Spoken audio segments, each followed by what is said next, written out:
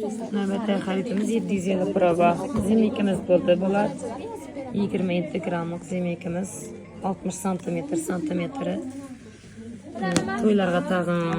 Mana shu narsasidan bizdan chek olgansiz, yana qog'ozingizni ko'rsating. Shu narsani qog'ozlari bilan berdim. 30 million olgan, hozir 37 million bo'ldi. Hali yoz oyida oldim. Yana 34 million deb 30 millionga berilgan mana. Hozir 37 millionga narxlab oldik buni. Mana 37 millionga. Narxlardan davolamisiz?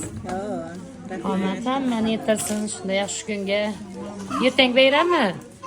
Ertang bayram. Navbatdagi xaridimiz shunday dizel prova Bakinskiy brilliantimiz bo'ldi. Bu чистый заводской narsa. Baku brillianti 750 provada.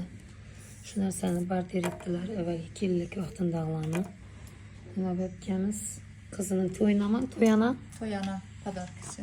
Qizina to'yana podarki. Baxtli bo'lsin. To'ylarga taqish nasib etsin singlim. Omad hammani to'yga yetirsin. Hammani xonadonda to'y bo'lsin. Omad hammaga. Navbatdagi xaridimiz shunday italarskiy rasetni sotuvda. Ajoyib narsa oldilar. To'qilishlari chiroyli bo'lib turadi. Yana gatadi. Tabriklaymiz sestra. To'ylar. Navbatdagi xaridimiz shunday sipochkamiz, medasimiz rossiyskiy ajoyib narsa. 10 grammligimiz. Kuloni bilan 13 gram bo'ladi. Ajoyib narsa olib olganmiz. Qizga podarkilang. Qizga podarki, qizimizning vaqti bo'lsin. Yulduz opam savdolarga barakat bersin. Hammasi kelaveringlar, tavsiya etamiz shu yerda. Omad hammaga. Mana akamizning yozgan qog'ozlari hozir sotgandan mana 6 million 270 ming bo'lib turibdi. 3 million 800 ga olgan narsasi ham yasirapı. Narxlari bilan kelib turibdi. Qimmat narxlarida, hozirgi narxlarida olamiz. Oltin hozir ko'tarilib turibdi. Kelaverasizlar.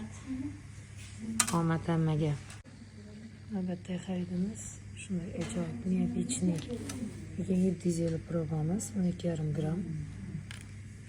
Yonib yotadi. Uzunluğu 60 santimetr. To'ylarga tag'in bundan zo'rlanib tursin. Nasib etsin. Navbatdagi xaridimiz shunday zo'r qadimgi brilliantimiz bo'ldi. Yakutskiy brilliant, ular ajoyib narsa oldilar. Endi shu hozirgi brilliantlarni almashtirib oldilar. Barter etib, rasmiyasiz bergan singlimiz. To'ylarga taqaysan, onamiz o'rnini ertaga omad hammaga.